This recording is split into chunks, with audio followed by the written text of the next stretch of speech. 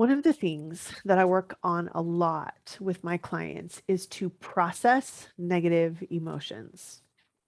The reason is 'cause half the time life sucks. Things happen to us out of our control, and we make wrong choices or we choose things and we later wish we wouldn't have chosen that thing or we make mistakes. And so, for those two reasons, like things happen that are out of our control and things happen that are in our control that produce negative emotions for us because of the way we're thinking about them. So I had something happen today.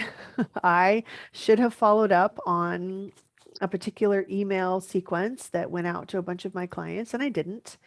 And I didn't know that there was a mistake in the link. And so I had a bunch of people who were hoping to attend a webinar that I did today who were not able to. And so I'm feeling just like disappointed and frustrated, and I'm going to go and I'm going to process those feelings with you now so that you can see exactly how I do it. But I want to show you the most important part of it. So, the way I always begin to process my own emotions is that I just take a deep breath. Now, I always close my eyes because I get easily distracted by things outside of me. And I just take a couple deep breaths.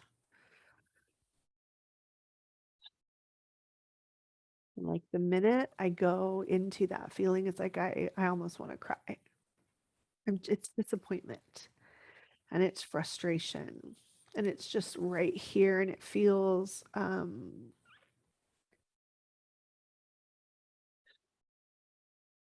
just feels kind of hot and hollow. And my brain is really wanting to blame me for this. You should have checked the links. You should have known, but I'm not. Like, that's a patterned way of beating myself up that I am not going to participate in. So that's one of the things that I want you to notice is that number one, I'm just going to go in and I'm going to feel. And number two, I am not going to beat myself up at all. I'm not going to mistreat myself because of a mistake that I made. Okay. So I'm trying to like go back down out of my head into my body and just feel kind of that hot and hollow disappointment.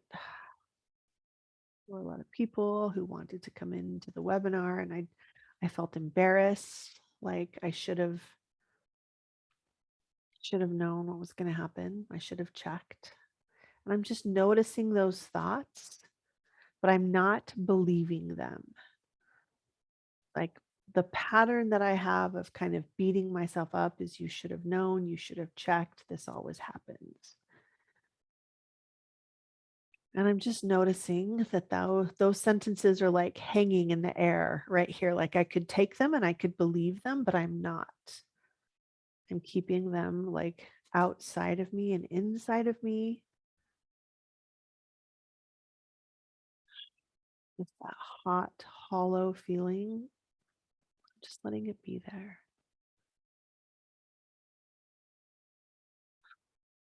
Taking some deep breaths. And I'm just imagining that I'm able to like love that disappointment and frustration. I'm able to just be with it and watch it. It doesn't have to go away. There's nothing wrong. There's no problem.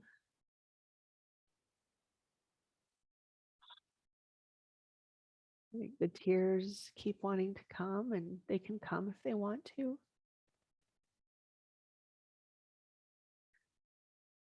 It feels heavy, like hot and hollow, and just like there's weight to it. And I'm experiencing it and I'm feeling it, but it's almost like I'm also with myself, just lovingly, like, yeah, of course, you're disappointed. It's frustrating to have that happen, but it doesn't mean there's anything wrong with you. It doesn't mean that you should have checked. None of that is true. The only thing that is happening is that you're feeling heavy and hot and hollow, like right here, and It's actually like dissipating a little.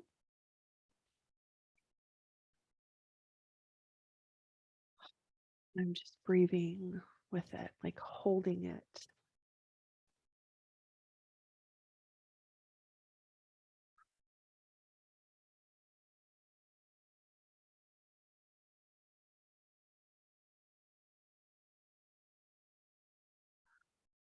Trying to intentionally slow down my breathing because the voice over here, like the bully in my brain who really wants to make this my fault, they want it to go faster. Like, you should have, you didn't. What's the matter with you? This always happens. And I'm just like, okay. I notice that. And then I just breathe with it and I go back to like loving me. And although the feeling isn't totally gone, it's kind of lost its sting. And even though I let some of those tears come, there really wasn't much more to it than that. But the reason that I wanted to show you that was so that you know exactly how to be with yourself in a loving, aware way where you don't mistreat yourself. You don't add any more, like I was already feeling disappointment and frustration, right? And that's like, let's say it's that big. But when I judge it or I judge me and I criticize me and blame me and what's the problem with you and you always do this and da, da, da, it just, that's when the emotional experience feels so overwhelming, is when we add all the layers of blame and judgment and criticism. And so what I want to show you is that I still felt frustration. I still felt disappointment. I still felt some embarrassment, but that was it. I didn't have to add all of the additional layers of the blame and the judgment and the criticism, which just make it worse and which just make it harder to actually address the problem. Because if I'm feeling blamed and judged and criticized, I don't really feel like going in and trying to figure out in this email problem, how to fix it.